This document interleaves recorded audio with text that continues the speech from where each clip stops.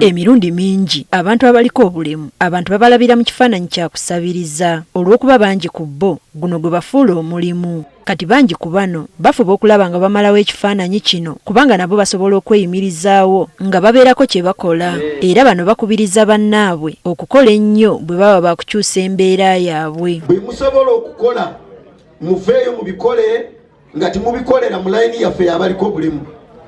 Abantu bagenda okukkiriza nti tusobola okutuukiriza kino era babasabye okukoma okwenyooma n'okwesaasira mu buli nsonga. Agala okubalaga nti disability is not inability.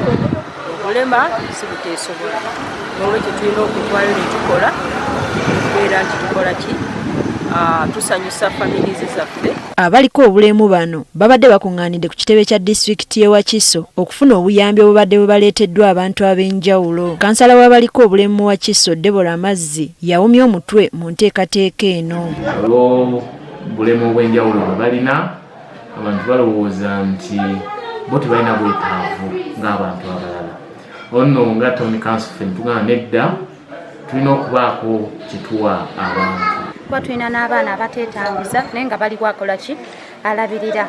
Tusiibye nabo ne twagala tugabane akatono nabo. Tugabye engoye ne tugaba ebyokozesa waka nga sabbuuni, sukaali, muceere, kawunga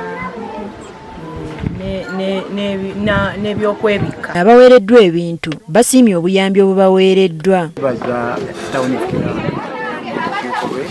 n'abatwalirizaako byonna ebintu ne batuwa kamera n'abalala. Tusiimye nnyo.